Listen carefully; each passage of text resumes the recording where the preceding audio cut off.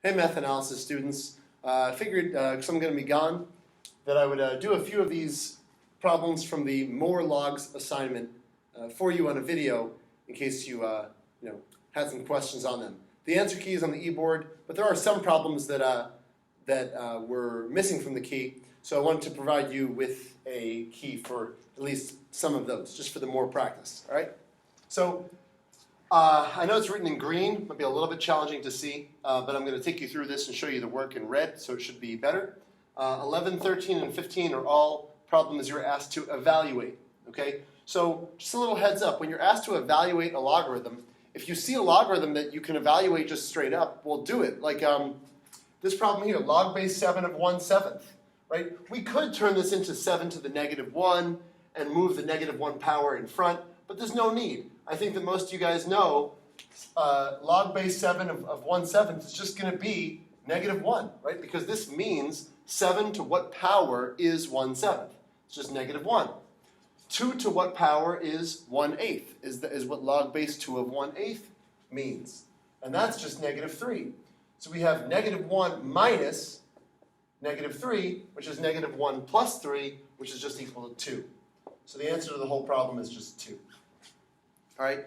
Again, you could have considered what exponent is here. It's like 7 to the negative first, bring the negative 1 in front. This is like 2 to the negative third, so you could bring the negative 3 in front. But the faster way to do it, if you can evaluate a log how it's written, just do it. All right, this is a little challenging, problem 13. You have the exponent is a sum. Think about it. If you've added exponents, so you have a sum in the exponent, it's as if the problem were originally 10 to the third times 10 to the log of 4. Okay? This would be another way to write this original problem. Right? If it was a sum, if we had this original problem, we would have added the exponents, right? It's a little bit tricky, but that's how you should probably think about this problem. 10 to the third you should know is 1,000. So we have 1,000 here.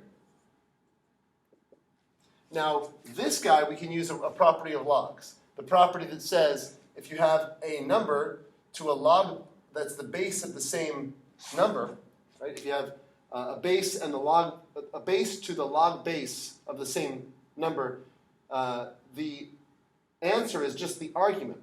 So 10 to the log base 10 of 4 is just 4. So we have 1,000 times 4. So the answer is 4,000. Again, all I used to get that this whole thing was 4 was that rule that I went over. The last rule we did was b to the log base b of x all equals x, right? So it all equaled 4 in this case. Again, if there's no base written, it's base 10. So 10 and 10 are the same. That's just going to be 4. All right, next one involves some radicals. So we have log base 7 of all this stuff. We can't really do that too quickly in our head, but you might want to start by, let's see, let me do this work right in the middle. This is for problem 15. Write ourselves an equation. Right, for 15, what power of 7 gives us the square root of 7 over the cube root of 49? We're going to want to write this right-hand side using the same base, using a base of 7. I'll erase this for now. This is the equation we're really solving, right? So we have 7 to the power x equals, this is 7 to the 1/2. And this is going to be, well, the cube root of 49, 49 to the 1/3, right? That's really what that is. 49 to the 1/3, and 49 is 7 squared. So I'm just showing you on the side that this expression is just 7 to the 2/3 power, right? And this is kind of why that works. Now that we're here, we can just subtract the exponents. 1/2 minus 2/3. Well, you need a common denominator. It's like 3 over 6 minus 4 over 6. Right? If you're getting the same denominator. 3 over 6 minus 4 over 6 is negative 1 over 6. So we have, that's the answer, right? Negative 1 over 6 is the answer to the whole problem. So I erased the logarithm problem, but the answer was just negative 1/6. All right? Now, these problems are now involving solving. Log base x of 64 equals negative 6/5. When you're solving an equation like this, then I recommend you write this in exponential form and go from there. So we have this guy, right? X to the power negative 6/5 is 64. Now you realize you're solving for the base. So recall that when you're solving for the base, you want to raise both sides to the reciprocal power. All right? So if I had another color marker, I would show you. I don't have one handy. But we raise both sides to the negative 5 over 6 power. Right? We're solving for x to the positive 1. We want to raise both sides to the reciprocal power. We now get x to the 1 equals 64 to the negative 5/6. Well, let's think of 64 as 2 to the 6th. Right, so we have 2 to the 6th to the negative 5/6. 6 times negative 5/6 is negative 5. So we get x equals 2 to the negative 5. So we get x equals 1 over 32 as the final answer. All right? So again, you write this exponentially, and you end up having to solve an equation for the base. So you raise both sides to the reciprocal power, and then you've just got to evaluate 64 to the negative 5/6. You're expected to be able to do that without a calculator, all right, to show your number sense there. Right. In 21, we have log base 3 of x squared minus 3 log base 3 of x minus 6 equals 0.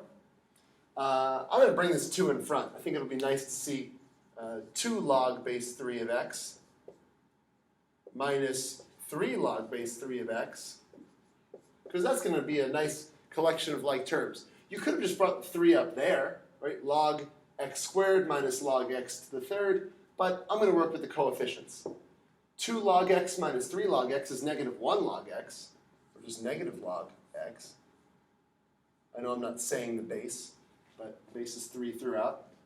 Minus 6 equals 0. We have a minus 6 here, right? I'll just rewrite that step.